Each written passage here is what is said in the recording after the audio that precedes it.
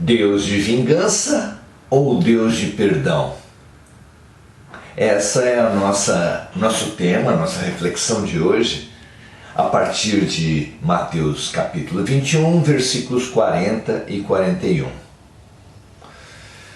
Lá está escrito assim: Quando, pois, vier o Senhor da vinha, que fará àqueles lavradores, aqueles que perseguiram e mataram seus servos e o seu filho, dizem-lhe eles: dará afrontosa morte aos maus e arrendará a vinha a outros lavradores, que a seu tempo lhe deem os frutos. Nós, é claro que não estamos em posição de entender a atitude de Deus, que é a atitude de Deus, mas já estamos em posição de entender o que ela não é. E Deus foi sendo descrito para nós, na nossa cultura judaico-cristã, lá no Antigo Testamento, como um Deus de vingança.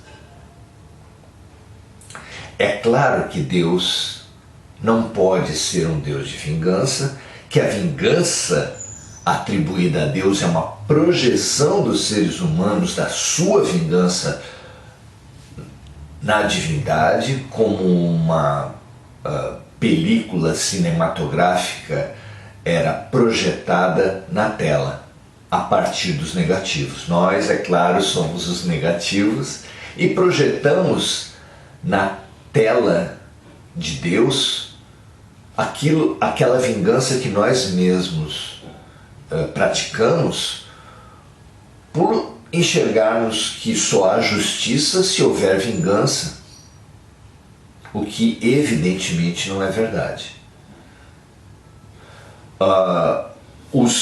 As vítimas, as pessoas que se colocam, que se fazem na posição de vítimas, que cultuam essa posição de vítimas, o que no fundo somos todos nós, variando apenas aqueles que se autodeprimem e aqueles que atuam, mas todos nos entendemos vítimas, se colocam depois, necessariamente, consequentemente, na posição de juízes e acusadores, juízes e carrascos. E é claro que essa posição os impulsiona para todas as nossas violências, todas as nossas agressões e até para as nossas autoagressões, porque quem com ferro fere, com ferro será ferido. Aquele que usa para o erro dos outros a ferramenta de que quem errou precisa ser punido, vai usar depois para si mesmo também, conscientemente ou não. E é assim que formou-se a base mental dessa humanidade de vinganças e culpas, mágoas, ódios, alicerce, caldo sobre o qual prolifera, se embasa, se ergue todo o edifício do planeta de provas e expiações. A dor que nós vivemos é uma criação nossa, como se ela fosse imprescindível para a recuperação das pessoas. Apesar de fatos após fatos, fica claro que a dor por si não melhora ninguém. Mas alguém pode perguntar, então, se isso é uma criação da mente dos homens, do coração dos homens, por que Deus permite? Ocorre que nós somos chamados, todos nós que erramos, somos chamados pela vida a uma revisão de postura através da compaixão. Outras pessoas igualmente equivocadas se aproximam de nós e nós somos convidados a nos colocar no lugar dela, transformando-nos. Porque, como uma dona de casa que ao afiar uma faca afia duas, Deus também nos coloca próximos das pessoas para uma se espelhar na outra e se limparem e se erguerem juntas.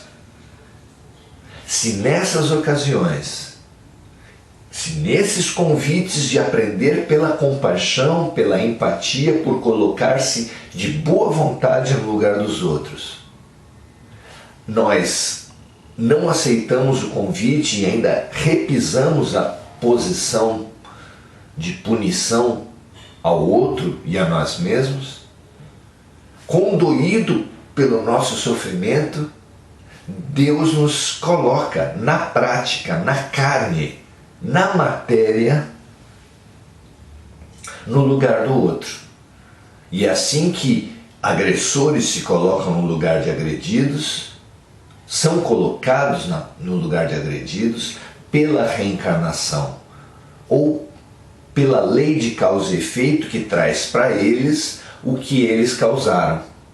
Não é vingança de Deus, mas é apenas uma maneira pedagógica de trazer a compaixão na prática para quem não aceitou no espírito. Compreender isso é perceber que o mundo de regeneração não vai ser um mundo de puros, nesse mundo não vão existir erros, os erros permanecerão.